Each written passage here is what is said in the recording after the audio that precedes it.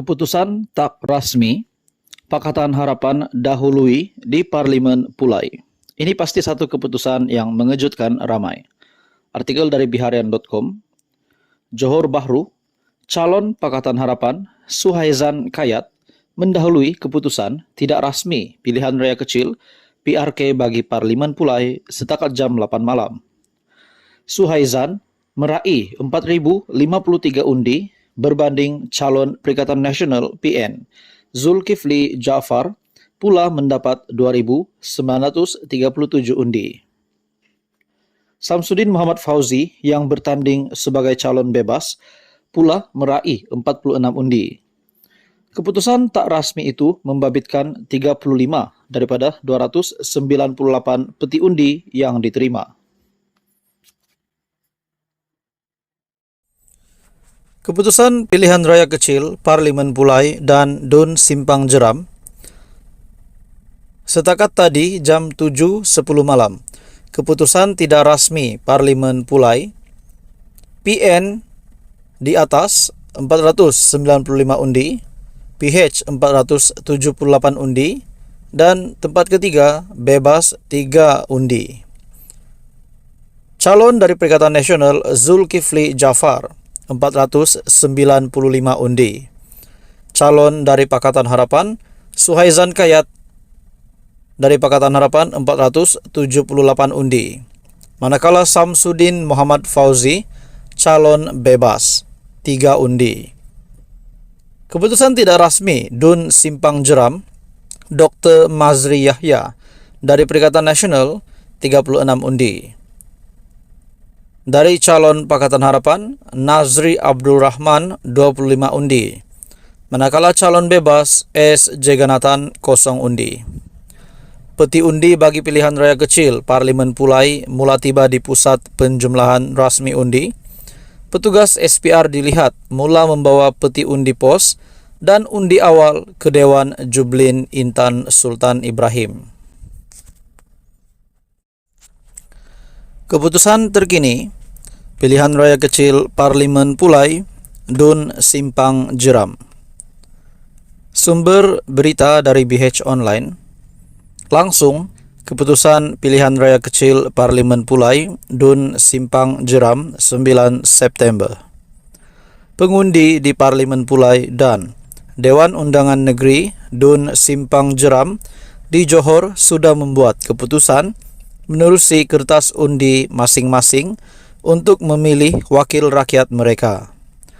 Kedua-dua kawasan berkenaan menyaksikan saingan 3 penjuru antara calon Pakatan Harapan yang mempertaruhkan wakil Parti Amanah Negara Amanah, Perikatan Nasional PN melalui calon Bersatu dan PAS serta calon bebas. Parlimen Pulai mempunyai 165.000 pemilih berdaftar, manakala 40.000 pengundi Dun Simpang Jeram bagi menggantikan penyandang kedua-dua kerusi Allahyarham Datuk Seri Salahuddin Ayub yang meninggal dunia pada 23 Julai lalu.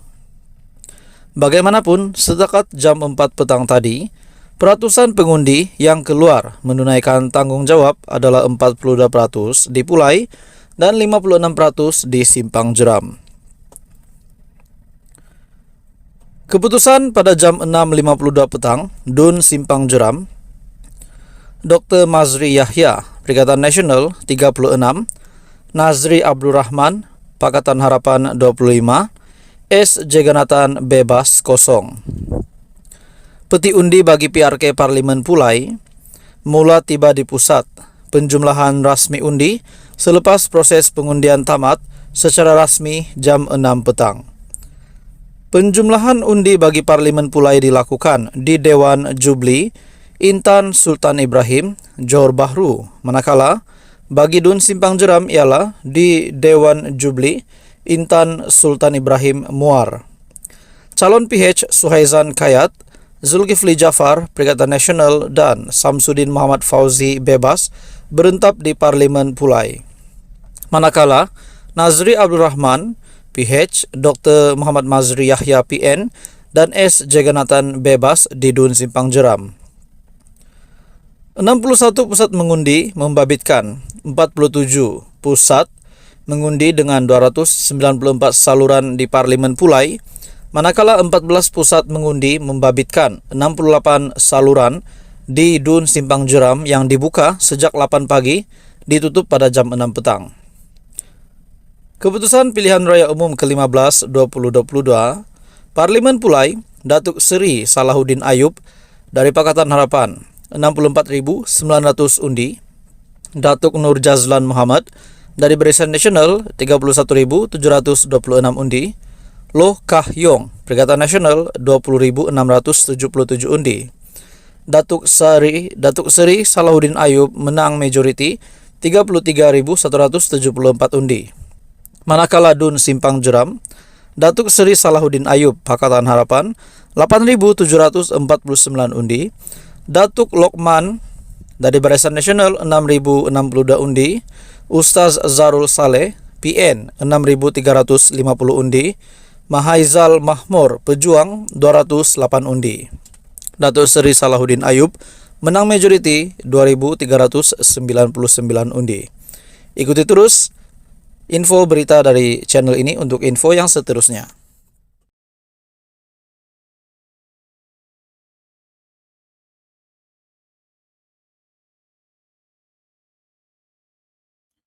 Hai, hello, salam sejahtera Malaysia, tuan-tuan dan puan yang amat dihormati sekalian. Pilihan raya di Simpang Jeram. Akhirnya saudara-saudara, tuan-tuan dan puan, pengundi-pengundi akan mengundi pada pilihan raya di Simpang Jeram nanti. Ada yang kata kerajaan PHBN akan menang. Ada yang kata PAS pula tiada harapan. Nah, saudara-saudara, dalam satu artikel dari Sinar Harian, ini pasti satu keputusan ataupun tajuk berita yang mengejutkan kepimpinan PAS dan juga Perikatan Nasional. Satu artikel dari sinarharian.com, PAS sudah tidak relevan di Simpang Jeram, kata seorang bekas adun. Wow, bagi saya ini satu lagi kejutan baru untuk Muhyiddin Yassin sebagai pengurusi Perikatan Nasional dan juga Presiden PAS sendiri Tan Sri Abdul Hadi Awang sebagai timbalan pengurusi Perikatan Nasional.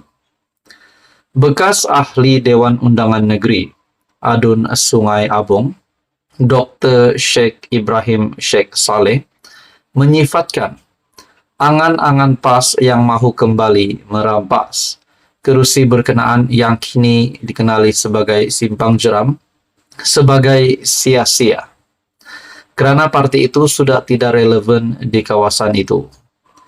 Bekas adun PAS yang berkhidmat 2 penggal di kerusi berkenaan berkata, ini kerana perjuangan PAS for All yang mesra kepada masyarakat bukan Islam kini sudah tiada apabila Tan Sri Nik Abdul Aziz Nikmat meninggal dunia. Dulu PAS sesuai dengan jiwa saya. Masa itu perjuangan kita mesra kepada masyarakat bukan Islam. Bila ada PAS for All, itu slogan yang dapat sambutan daripada masyarakat Cina, India. Luar biasa, kita tak jangka. Sangat sesuai dengan perjuangan saya. Tapi apabila Allahyarham Nik Abdul Aziz meninggal, slogan itu mati. Jadi PAS yang tinggal ini sedikit ekstrim dan hari ini nampak lebih ekstrim lagi dengan macam-macam isu Melayu, agama, raja-raja ataupun 3R dimainkan dan ini sudah tentu tidak sesuai di Simpang Jeram, katanya kepada bernama. Nah, tuan-tuan dan puan, menurut Anda, apa yang dinyatakan oleh bekas adun yaitu Dr. Sheikh ini, adakah kenyataan ini benar dan adakah Anda setuju dengan kenyataan ini? Secara pribadi saya setuju dengan kenyataan dari bekas adun ini.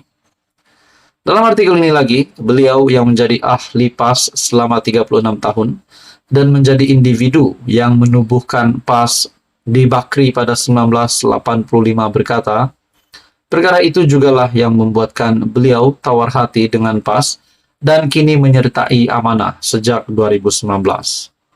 Dr. Sheikh Ibrahim berkata, perjuangan amanah yang turut bermula di Simpang Jeram pada 2015 adalah lebih sesuai dengan situasi masyarakat semasa, lebih terbuka dan lebih bersederhana, sesuai dengan konsep rahmatan lil alamin.